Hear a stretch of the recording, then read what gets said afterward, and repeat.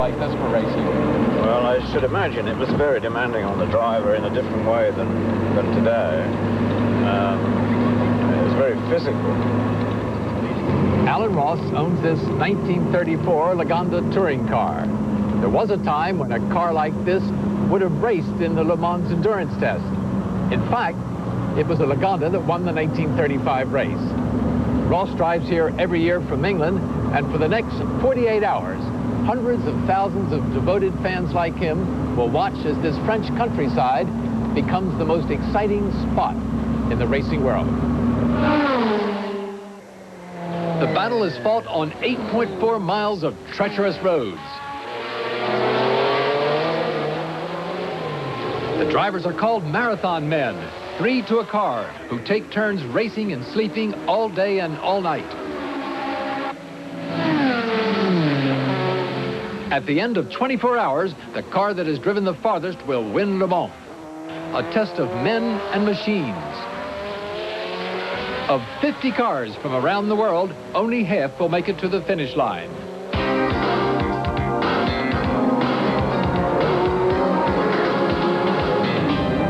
Team Jaguar has entered 5 cars. 1 is All-American, led by star driver Danny Hollywood Sullivan.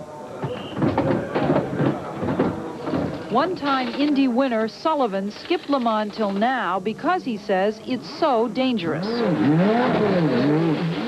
It's a 2-lane highway, and there's just a short runoff area, and then there's barriers, and then right behind the barriers all trees, and there's just no room. And at that speed, there's no room to kind of, if you have an accident, once you hit that, to really slow down. But there's a lot of tradition at Le Mans. To win Le Mans is probably the second biggest race in racing, probably to Indianapolis.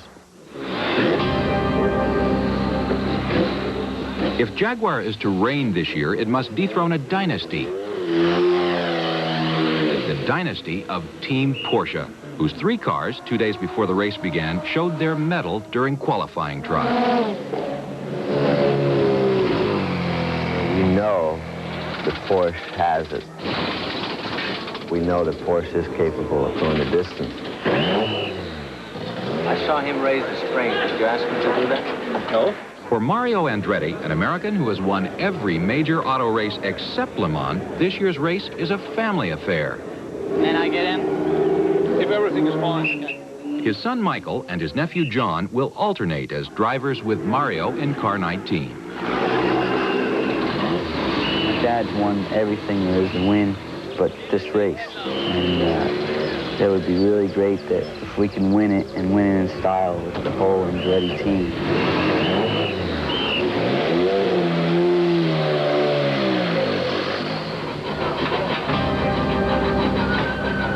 The day before the race, the American mechanics are working on Sullivan's car 21 at the Jaguar paddock. What is the big competition in your mind? The other 3 champions. Oh, really? Yeah. It's the Americans versus the Brits. I can't really say that, can I? But it is. You have an English accent, Tony. Yeah, but I'm very American, really. Where do you live? Just south of Chicago. There. So that next to one. No. The Sullivan car, flown in from the States, has developed some last-minute glitches with the cooling system and the starter mechanism. There's 7/8 down here, Jim, I think I saw. When it hits the fan, it hits the fan. Hey, better today. Better today. I've got a lot of money on this. Do you think that you could verbally explain your passion for this sport? Very difficult, because it's one where I really started the sport as a whim. I mean, it was really a whim. I had no idea. I'd never really followed the sport. I didn't really go to racing. I didn't really go to anything. But, you know, when you see a couple of lovelies like this walking around, that's part of the passion. But what, the women? The women. That's part of your love of the sport? No. Yes, no. Well, what do you mean? But really what happens is, when I got in the car the first time, it was like an addiction to something almost. I got in the car, I drove around. This was my first experience in a race car, and I thought, this is everything that I've ever wanted.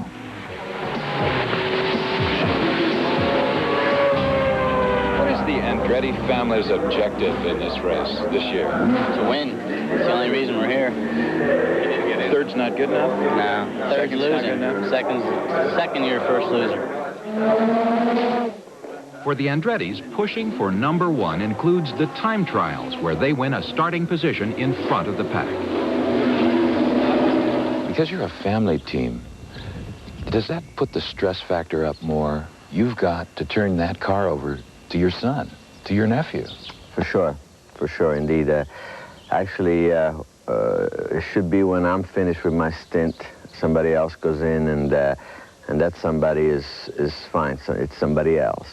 It's not your son or your nephew, and you go to sleep or you go rest. Yeah. I can see that obviously when I turn it over either to Michael or John, I'm not going to be just normally relaxing. So as soon as the light starts flickering, it's good to switch reserve on, remember. 3 p.m., the day before the race, the Andrettis concentrate on team strategy. We would have run out at the same time. No, you wouldn't. Who's the boss? Well, I'm the senior citizen of the bunch, but I don't always get my way. Believe me, I tell you, these kids are tough. Yeah, but it doesn't matter. It does not matter. No, you're missing it. You're not understanding. We understand what you're saying, but you're not listening to me. Some of the other racers say, you know, the Andretti family, these guys are hardcore.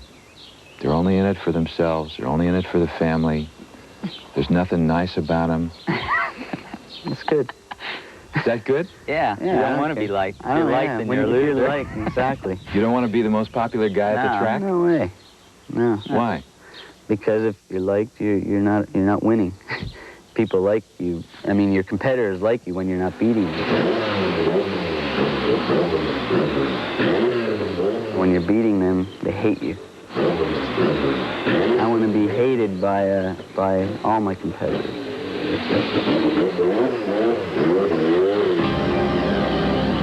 Still think third and second are too notchy. How hard did you stand on it? Well, reasonably hard. Like that 2-car, I mean, I just closed on him. All right. You know, but I mean, enough to feel it. I was at the speed I wanted to be in, and then I slid into gear and... Price Cobb, he drove here last year for Porsche and almost got killed. This year, he's with Jaguar, the second American in car 21. Now I'm here to do a proper job for Jaguar, so it's not only for myself, it's for the team. And well, I talked to him about this. Look, make sure that don't rush the shifts. Just whoop, whoop. To win this race, Jaguar brought a small army to Le Mans at a reported cost of $10 million, including 14 of the world's best drivers, plus 300 mechanics, tire changers, medics, and 1 fashion coordinator. The outfits for everyone match the cars, mauve and white. Everyone gets team trousers, trainers, shirts, jumpers, jackets, wet weather gear. By the way, the guys who normally win usually struggle.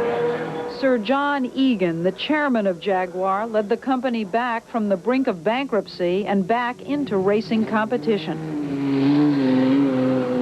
We're a relatively small company. We're only looking for, say, 25,000 customers in the United States. To tell 250 million people is very expensive. And this is a relatively cost-effective way for us to tell them about the kind of cars we make and about the advanced technology that we use. One of the ones in there. One of the ones that was in there. The night before the race, the other mechanics have gone to bed, but the Americans are still working on car 21. Here, this is a little bit thinner. Can you just get it in between the two? Yeah. Ian, what's the problem? We broke a starter motor, and we're having problems getting the pieces out. When it broke, it did some damage. It's not a problem. I'd rather have it today than tomorrow. Ian Reed is car 21's chief engineer. Oh, boy. Hang on, yeah. Needle nose. This is not an ideal situation. Let's put it that way. Do we have a little drum sander? Have you ever had anything like this before, the night before the race? Oh, yeah. So this is kind of typical? Or? Well, it's untypical. It's something we would try and avoid if possible. Well, you know, it's pretty late. How long do you think they're going to... Until it's right. Get it in between the two. Yeah, I'll try when I clean this up a little more.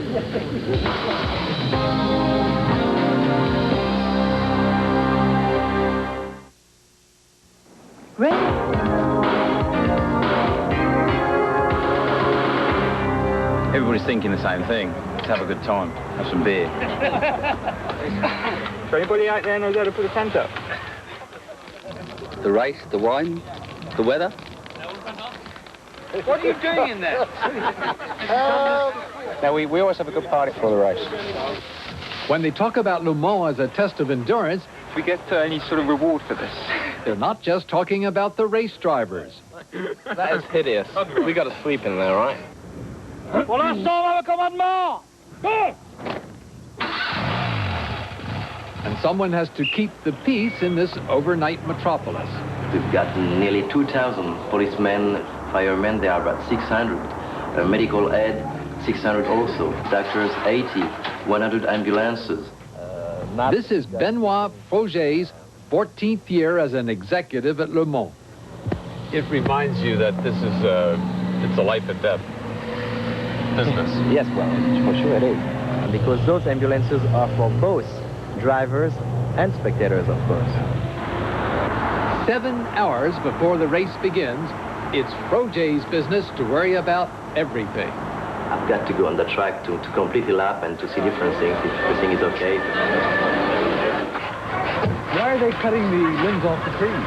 Because from the camera, it was hitting the advertising board. You mean you couldn't see the end of Nissan? C'est vu avec le directeur de course, on change rien du tout. Somebody put the platform in the wrong place? Well, not really, but it was supposed to be there. What's all the hay for? Protection. This is the most dangerous place on the circuit.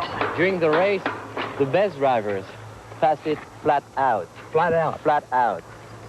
They will be there as soon as possible, but who knows? And the weather report. The cloudy weather will remain with us for the rest of the day. Isolated storms are expected this afternoon. So Radio Le Mans is the ACO's English language radio station.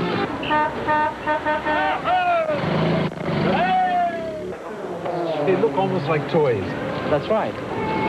Expensive toys. Expensive. Yeah. Toys for big boys. It really is a very stirring sight looking down here on all the people.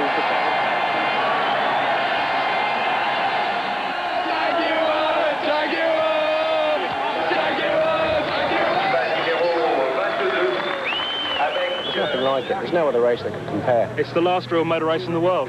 Now we've got the aircraft coming in and the parachutists, no doubt, to help things along. With Andretti being American, I have to go for Porsche number 17. Come the parachutists. The first of the parachutists has just landed. Time for predictions now. Most of the drivers are getting into their cars. It's impossible to say if Jaguar or Porsche is going to win. We've had the 3-minute signal. The tension is mounting now. And we'll know tomorrow afternoon at 3 o'clock. So they come now down towards the final part of the curve before they are released. And they're coming up now as they accelerate up towards the lights on red still at the moment. The pace car pulls off now and floors the throttle and away they go.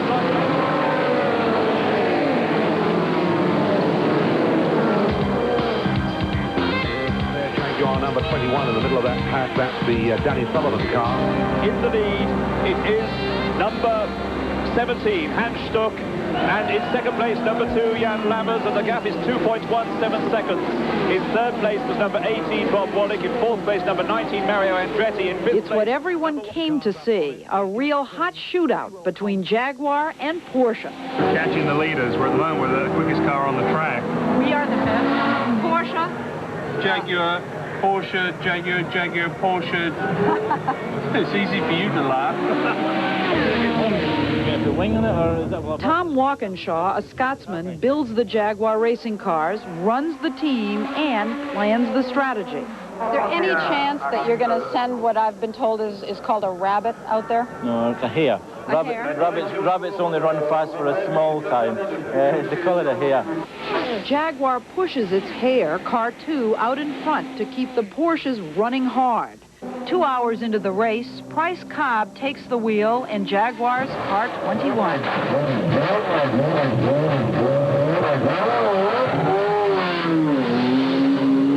For Cobb, the strategy in this endurance race is to go fast, slowly. It's more like, to me, a chess match.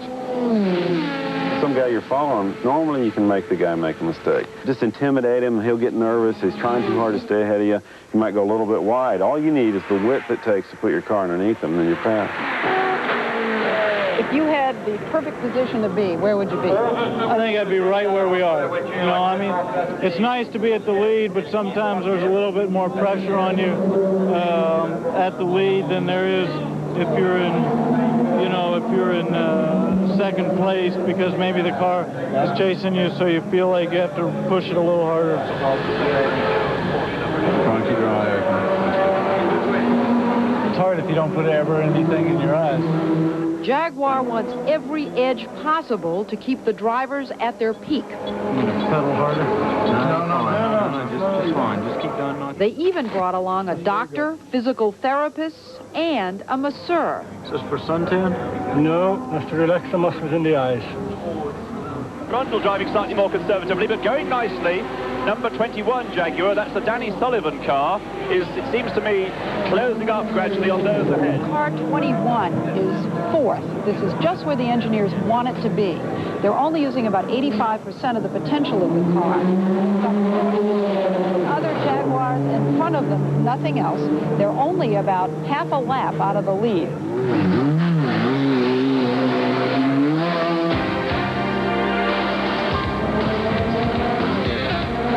La Porsche de Tanner en 17e position.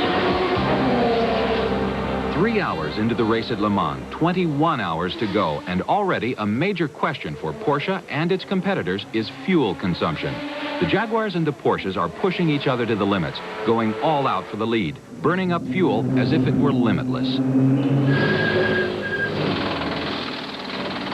But at Le Mans, fuel is limited. There is a fuel cap, 673 gallons per car for 24 hours, and each team must watch its gas gauges closely. The Andretti Porsche is off to a good start, but Andretti's teammates in Porsche 17 are doing even better. We see a dive on the inside and a change at lead as Porsche take over from Jaguar. The car driven by former Le Mans champions Derek Bell, Hans Stuck, and Klaus Ludwig has the early lead until suddenly it begins to slow down. In fact, it seems to be going very slowly indeed. We're trying to work out whereabouts on the circuit it is, but we can't tell at the moment. No, it's stopping. It is not under power. Only 40. Derek Bell. Why didn't you call him in? Somebody should call him in now. We've now got the Jaguar, though, back in the lead. Number 2 Jaguar is back into the leaders. Yeah, mechanics are pushing the car in now. You may say why. How many laps have we lost?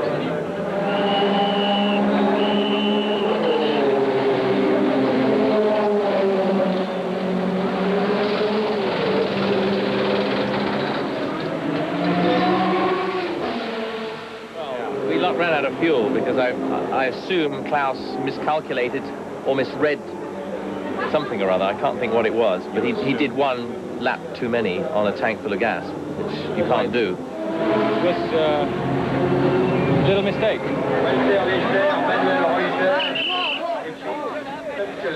It takes less than 2 minutes to gas the car up, but in that time, Porsche 17 falls from 1st to 12th place.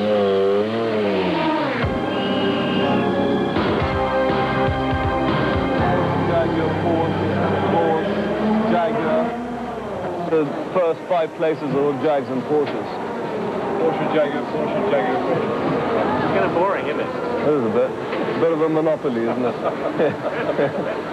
Costas Los would like to drive for one of the big car companies, but like most drivers at Le Mans, he's a privateer. Costas has put up his own money to enter a car in the race in a personal quest to climb to the top. When I made a decision to make a complete break from my father's business, my dad thought it was a joke, basically. I remember the first race when the guy from the garage that was preparing the car called me up and says, "We're on for the weekend." My dad was sitting opposite me in the office. You know, I think my face went real red, and I put the phone down and I said, "Dad, it's on." And he says, "You are dreaming."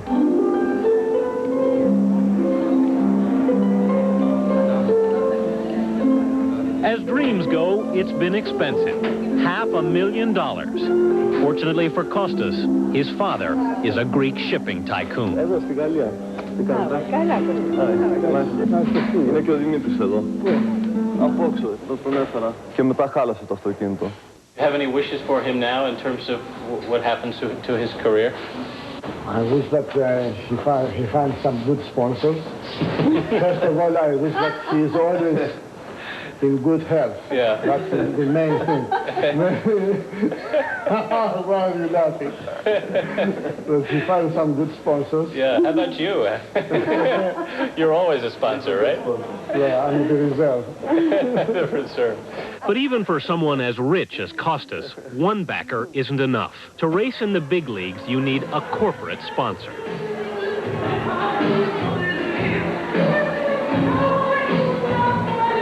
It's the night before the race in Paris. A lavish party is thrown to promote Kostas' sponsor, Swiftsure, a luxury yacht company with South African connections. They're all green notes. Whoever gives them to you, it's always green, so it doesn't matter. Like the fashion models, Kostas is on display. Bonjour, Kostas. Bonjour, Kostas, Los. Bonjour, Kostas, Los. Bonjour, Kostas, Los. Kostas, Los. Hello. What's your job in all this? Well, I'm supposed to stand around like a goon saying hello to everybody. And it's not that interesting, folks. I don't know what the hell we're doing here anyway. You think I know who you are? No, I don't think so. It's a good thing we're wearing the outfit. If we were wearing these penguin suits, it'd be different. At a certain point in time in something like this, in an evening like this, do you look around and say, wait a minute, I'm a race car driver, what am I doing? Sure. I mean, I've never been this far away mentally and physically from a racetrack the day before a race. And I was in Paris today, wondering what the hell I'm doing here. And, I'd like to be near the track. That's car number 11. As far as Group C2 is concerned, the leader there, as we've said, is car number 121, Kostas Lost car. Le Mans isn't just a race between factory machines like Jaguar and Porsche. Kostas is competing in the small car class. Where's your car right now? First place. In its class? Yeah, we're in good position overall as well, from what I understand. All right, now what's about to happen here? Well, we're going to do a driver change in 1 or 2 laps. I stay out for 1 hour.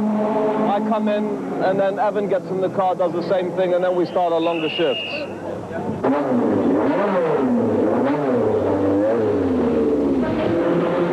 But in endurance racing, fortunes can swing quickly. How's it? How's it?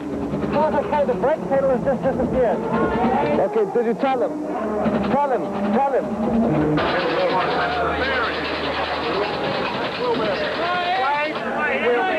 The wheel bearing failed, right, which allows the whole corner to float around. Effectively means you get brake knock-off, tremendous knock-off, so you've got actually no brakes, the pedal's right down to the floor. He was driving 200 miles an hour with no brakes? Yeah, well, I mean, they will come back when you pump them. If the bearing seizes up on the straight, you'll go, you'll tear the wheel off for a start. Half the car will come off as well. Sure, at that speed, it's, straight into orbit and, a lot of damage. So, yeah, under normal circumstances, and I suppose normal people would think about it.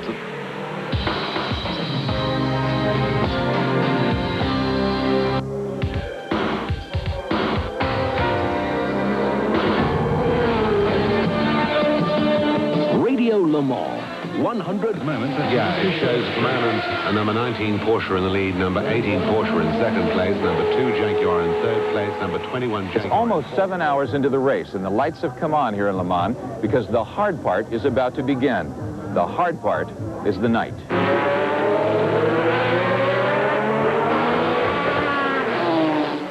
The race unfolds in darkness, just as many have predicted. It is close, very close. Less than a lap separates the Andretti Porsche and Jaguar in the early hours of the night. And good news for Porsche fans, the Derek Bell Hans Stuck car has somehow managed to pull itself back into the race. What about the night? What's your strategy after dark? Does it change? We have a special strategy. I think all the others have the same. To go in the night Very fast. Absolutely fast as the drivers can go and the cars can go. Peter Falk is Team Porsche's master strategist. And there you have to make your attack in the night. In the night you attack? Yeah.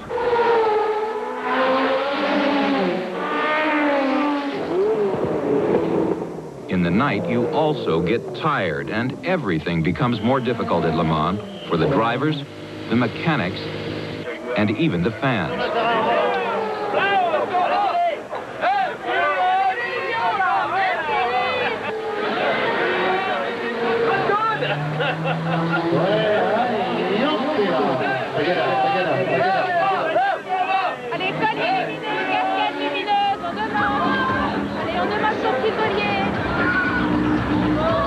But while the fans can find diversion in the nearby carnival, the racing teams must continue to work throughout the night.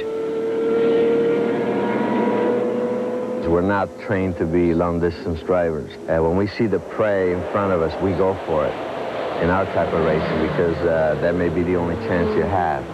Here, you have to be patient, exceptionally patient. This is a dangerous race for you and for your family? I think because of all the elements involved and the time, of course, the fact that there's going to be physical fatigue, the fatigue of equipment, and as we spoke earlier, it could be factor of weather playing a big part. Yes, this probably, unfortunately, could be the worst, the most dangerous race that we do in a season, for sure. Just interrupting you for a moment because I'm looking down at the Porsche pits and I was looking at Mario Andretti's face and he was looking and is looking very, very anxious. I can't get a really good glimpse of it, but it's right, yes it is. Porsche with the back cover off and they bothered changing the wheels. They're not even bothering to change the wheels as far as I can see, so it's obviously some sort of mechanical problem.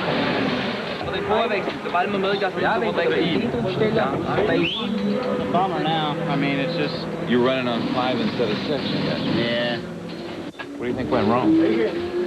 Something in the fuel pump or something, I don't know. It wasn't getting fuel to the right bank of cylinders. So they hurt a cylinder, so they had to disconnect everything and that cylinder, and we're just running on time. So the plan now, you're going to stick it out? Yeah.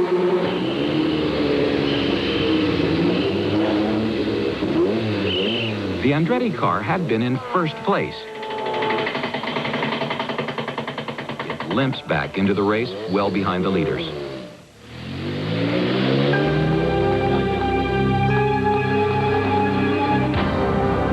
It's 1:15 in the morning. While the young Greek Kostas Los is sleeping, his car is steered into the pits again with a clutch problem. Condition critical.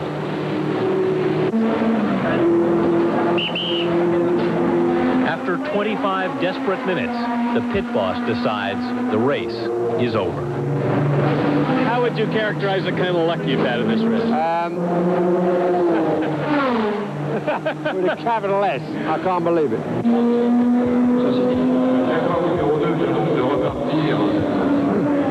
sorry. Yeah, well, it smelled pretty bad from the beginning. The typical sort of racing driver's dictionary consists of ifs, and I would have, and, you know, almost. I needed a result. I really need a result. I'm fed up with saying that, you know, I'm leading the race, but I'm not getting to the end. He says it sounded terrible. I didn't hear much of it. 2 a.m. Danny Sullivan's Jaguar Car 21 is still in 4th place, but it's in trouble. It sounds a bit excessive to me. I'm not convinced that it's not the clutch. From what you can see, it looked all right, but you can't see much. The problem with the clutch means a major repair. Tom Walkinshaw, who runs the Jaguar team, agrees with the American engineers to bring the car in. The engine does go up, so we'll take it apart and see if we can find something like that. Maybe there's something to do. Yeah, I know. Okay. Got a panic here. Let's just... Oh, okay, I'll get out of the panic. It's getting no worse. It's getting no better. Got it. Out. Out. Some copper slips. The British car 2, the Jaguar Hare, is still in the lead. Car 21 is still in the pit.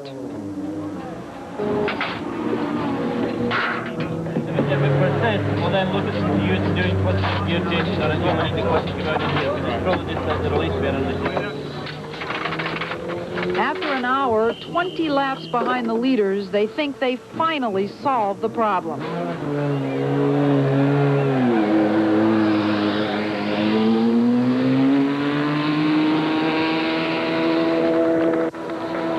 Have a nice evening. Hang loose, old boy.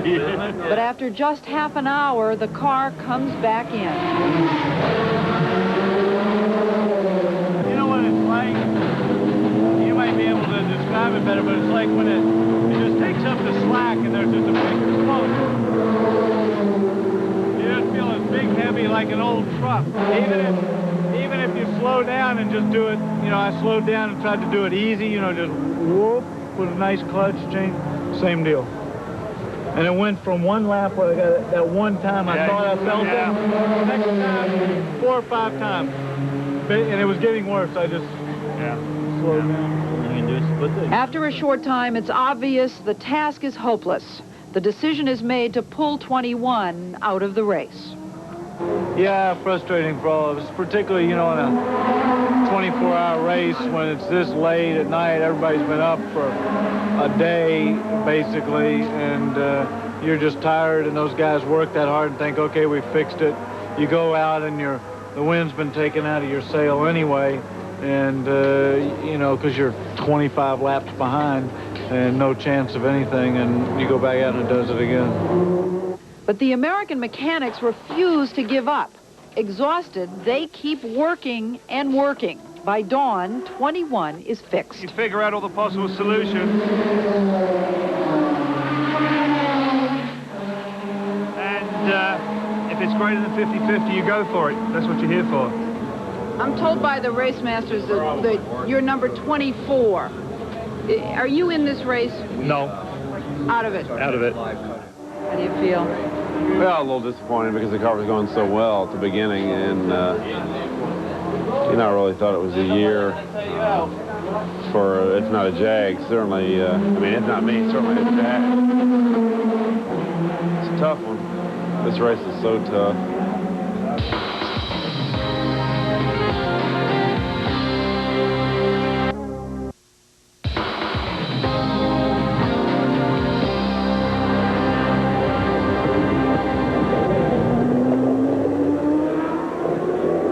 First light here at Le Mans, 6 a.m. Sunday morning. 15 hours into the race, and a lot of people still haven't gone to bed yet. I've got a few hours sleep, about 3 or 4 right here in the dirt, you know.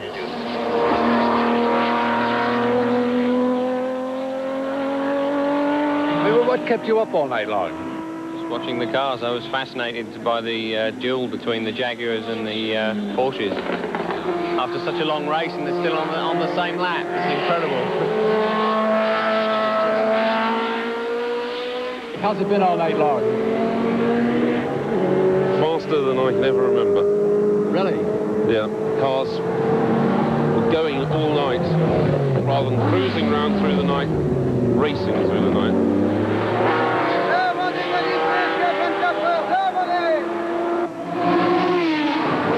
Right now, the British Jaguar team is in first place, with the Porsche team close behind. I'm amazed they don't fall asleep at the wheel. I mean, I would.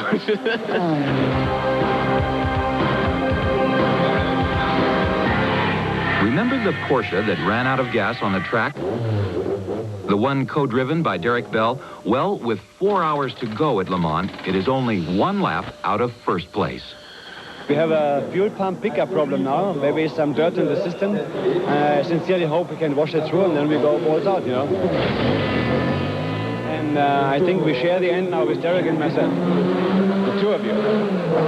With Bell and Stock. Exactly.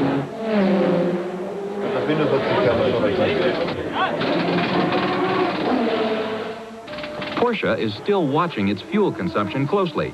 They are watching Jaguars even closer. What did you confirm? That the fuel which they have used, it will be very tight for them. Tight? Very tight. Can they win? Well, if they slow down, yes. Not under this circumstance. And if they slow down, can Porsche take them? Well, we have to slow down too. We have a little bit more advantage. We have maybe 4 gallons altogether more. As for the Andretti's, mechanical problems have slowed their car to 6th place. I think they're gonna win. You think so? I think Jaguar. Why Michael Andretti is predicting a Jaguar win? I think so. What would be the best thing that could happen at this point, Michael? 1, 2, 3, 4, 5. 5 cars will drop out in front of us. That put the Andretti family in number 1. That would be just fine. Although out of contention, 20 hours later, car 21 is still running, but the crew is running down. You know, we're really well out of it as far as winning the race. Davy Jones, a 3rd driver in car 21. If we could, you know, survive and finish and maybe finish up in the, you know, the top 20 or something, I guess that'll be real good for the boys. Jan Lammers, who's my co-driver in the States for Castrol Jaguar in the IMSA series, he's my opposition this weekend, but although on the same team, and he's right on the lead lap dealing it out with Hans Stuck in the Porsches. Lammers is driving number 2, the Hare. The car Jaguar sent out at the beginning to set a blistering pace to run the Porsches into the ground is still in the lead. You've been in the lead for most of the whole race. Yes, but we really only want to be in the lead for about 1 yard. This is the last one here at 3 o'clock. What happened, the gearbox? Bearings. And now you're back out again? And then we stopped and took it off again just because we wanted to make sure we did it right. You sure we should have fixed that gearbox, buddy? That's Stuck. Go down there and kick the lug nut out of their hand. Are you holding up better at this point? Both of us are neck and neck, you know, so we're just changing the lead all the time, so there's nothing in it. Okay, how are you holding up? You haven't been to I'm sleep all right. at all. My feet are killing me, but apart from that, I'm all right. The American Jaguar can't win this race, but the mechanics have already won an award. They present an award each year for the mechanics who put in the best effort to get their car home. Our guys were a shoo-in after the night that we had. In the shadow of the giants, a challenger is lurking. All eyes may be on Porsche and Jaguar today, but Nissan is racing for tomorrow. Kunihiko Kakimoto is master of the Japanese company's 5-year plan. I've heard you don't really expect to win. Yeah, no. Because Not in the plan. Yeah, future. Next year or next year. Yeah. Australian driver Alan Grice is a believer. He's hung his bush hat with the Japanese. The 24-hour Le Mans is the most important motor race in the world from the point of view of the Japanese people. And we're not running this one. No need. Any of those sorts of technical fields that they've decided to get into and get on top of, they win. And I plan to be part of this next Nissan attack at World Motorsport. Happy to go. Okay. Don't time to get into gear. Grice is Nissan's test pilot. Throughout the race, a small van parked behind the grandstand tracks and records every detail of his car's performance. Well, this is the aerial, as you can see, but the system itself, the computers and the telemetry devices are all in this area. The information it gives you is quite extraordinary. So they're watching, Big Brother's watching me all the time. In 16th place, car number 32, which is Win Percy, Alan Grice, Mike Wild, Nissan, car number 32, the 3-litre Nissan. The motor car we're running here is providing base data for the numerous Japanese committees and planning groups to come up with exactly what it takes to win this race. So your job really is just to finish? Yeah, it is, because it's all part of the plan, all part of next year, Yeah. and the year after.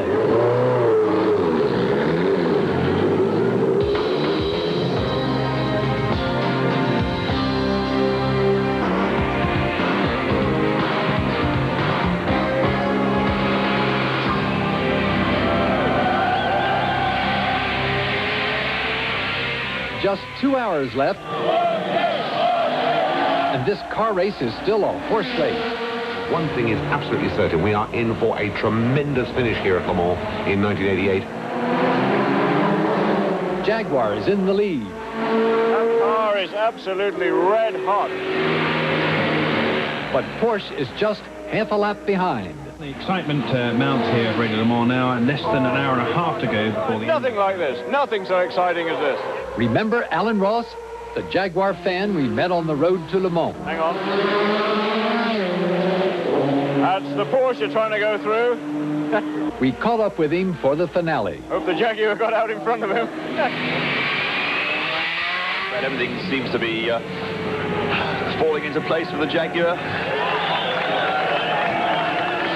Really good stuff. For Jaguar to beat Porsche here is the stuff they write books about. The gap is extending between the leader and the Porsche in second place. It's less than a quarter of an hour to go to the finish. No chance at all of catching the leading Jaguar, unless the Jaguar has a problem, and surely not now. Very shortly, it's not just two Jaguars, but the three Jaguars are going to be forming themselves into a formation finish, which will look marvellous. And the sun's coming out, isn't it, Andy? You're down. Almost unbridled enthusiasm. It really is a magnificent moment, this. We see headlights now appearing through the Porsche curves. This is absolutely superb. The stand on the opposite side of the pits just rises row by row by row, and the roar just grows. Just listen to this as they come past. Feel this. An historic finish. We waited a very long time for it. For the first time in 31 years, a British Jaguar wins at Le Mans. The Porsche dynasty is ended.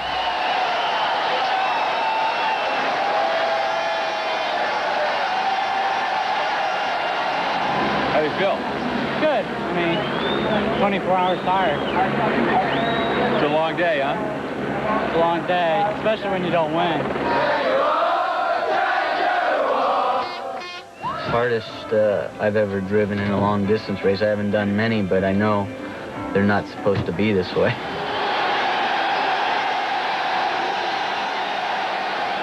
We always sort of come away from these events, says, who needs it, you know?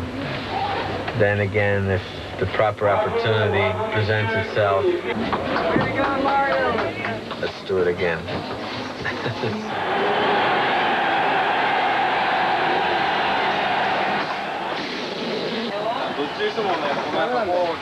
I want to try more. Yes, I want to try more. Yeah. You want another chance? Yeah, yes. Next year? Yes.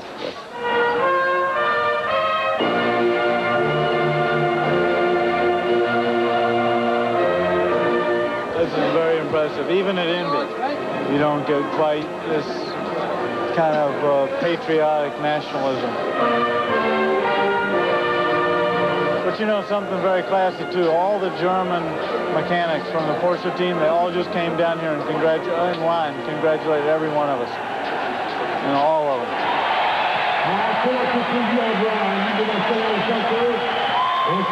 We just kept on going, and just one thing after another, but we just kept on going. And I think it's very good for the crew because they worked very, very hard all night, through the night, to just keep that car going. Are you all coming back next year as a team? Only if we can make more money than this year. The parties around Le Mans are going to be history. History.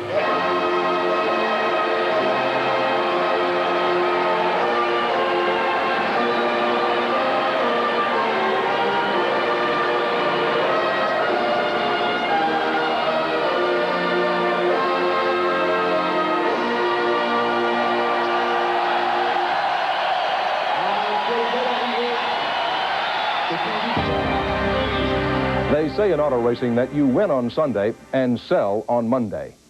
The luster of Le Mans is already being used in Jaguar's American marketing campaign. In selling luxury cars, what's at stake?